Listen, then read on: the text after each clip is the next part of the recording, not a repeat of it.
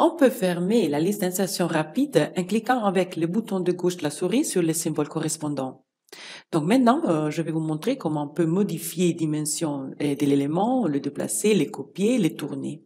Maintenant, j'active et je visualise cette paroi de travail où est positionnée la cuisine, voilà.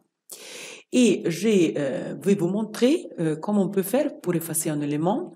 Donc, je peux activer la fonction effacer élément sur la barre latérale ou plus simplement, j'ai le sélection et j'appuie la touche de suppression sur clavier.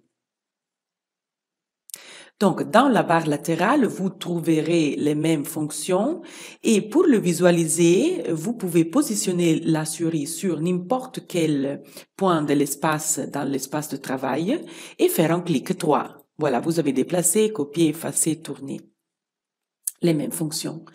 Donc maintenant, je vais vous montrer comment je peux faire pour modifier les dimensions d'un élément, par exemple de cet élément haut. Et je peux utiliser la fonction échelle élément. Je clique avec la touche de gauche de la souris. Je clique de nouveau sur une ligne noire de l'élément.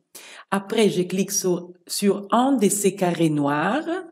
Je clique sur un carré dans un angle, par exemple, pour accrocher les points. Voilà. Je déplace la souris. Voilà. Et ArrayDoCAD modifie l'auteur et la longueur automatiquement. Je fais clic droit pour désactiver la fonction. OK. Si je clique sur ces carrés centrales, voilà, dans les moyennes, pour l'accrocher et je déplace la souris, je peux modifier seulement la longueur de l'élément. Voilà, souris à droite ou à gauche. Pour modifier les dimensions de façon que la longueur soit la même que l'élément bas correspondant, voilà le meuble bas, je peux utiliser les points d'accrochage du meuble bas et cliquer sur ce point d'accrochage ainsi que l'élément change les dimensions automatiquement. Voilà. Je clique sur la touche de droite de la souris pour désactiver la fonction échelle élément. Voilà. Donc maintenant, on voit comment on peut modifier l'élément. Donc pour modifier les dimensions de l'élément, je peux aussi tout simplement double-cliquer sur l'élément, par exemple la table. Et voilà la masque des données de l'élément. Donc il y a des données relatives à la position de l'élément, les coordonnées de l'espace, et les données relatives aux dimensions. Je change la longueur, la dimension X. J'insère une autre valeur, par exemple, j'ai inséré 2000. Et la longueur de la table est modifiée automatiquement. Voilà. Donc, si je veux déplacer un objet, par exemple la chaise, j'active la fonction déplacer élément. Je fais un clic sur l'élément. Pas maintenir, appuyer les boutons pour déplacer l'élément, c'est important. Je clique sur un de ces points d'accrochage, les carrés rouges. J'active la fonction orthogonale. Et le déplacement deviendra donc parallèle orthogonal. Je déplace la souris et je clique sur un point, n'importe quel. L'objet a été déplacé. Donc, la fonction déplace élément est toujours active, vous voyez, et je clique sur l'élément et sur les points d'accrochage. Je peux insérer par exemple 300 mm en utilisant le clavier. Et l'objet est déplacé de 30 cm. Voilà, donc c'est une deuxième possibilité.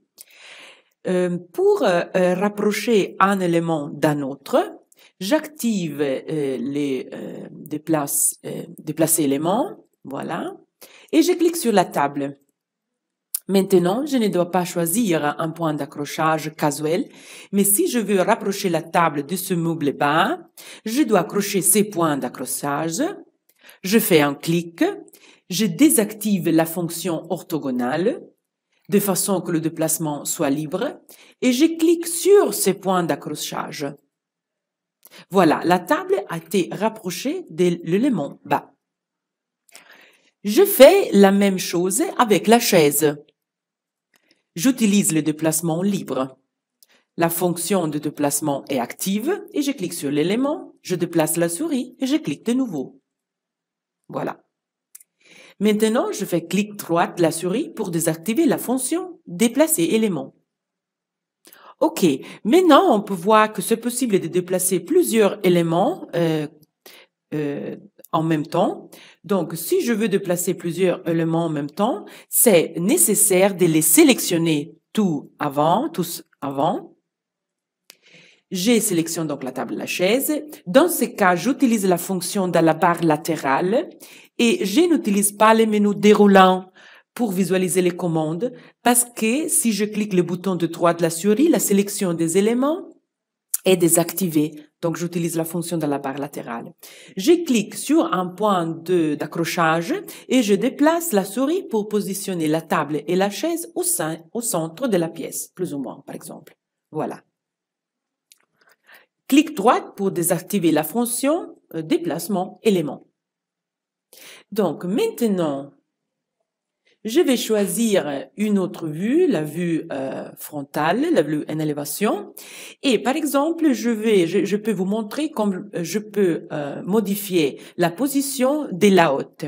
Si on veut déplacer la hotte, par exemple, plus en bas, j'active la fonction déplace élément. Je clique une fois sur la hotte.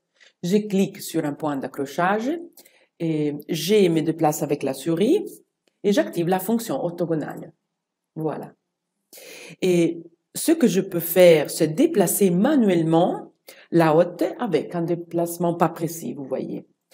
Ou, si vous voulez, vous avez la possibilité d'insérer une valeur de déplacement en utilisant le clavier.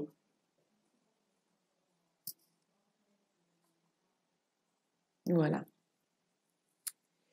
Ou je peux double-cliquer l'élément et je vais modifier la valeur des positions X, c'est-à-dire la distance de l'angle à gauche, la position Y, c'est-à-dire la distance du mur, ou la position Z, c'est-à-dire la distance du sol. OK, voilà. Donc, pour copier un élément, je fais clic droite pour visualiser les commandes et j'active la fonction copier élément.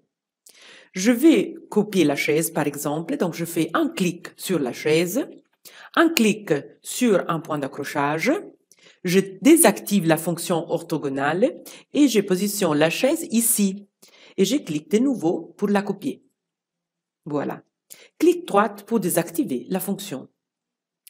Donc, je peux aussi tourner l'élément, c'est-à-dire faire un mouvement de rotation. Et pour tourner l'élément, la chose plus pratique, c'est de double-cliquer l'élément, cliquer sur rotation par rapport au centre, ici, et déplacer la flèche dans la fenêtre. Et vous pouvez voir l'élément en 3D qui tourne. Parfait. Ou, si vous voulez, vous pouvez modifier la valeur de l'angle en utilisant le clavier. Voilà.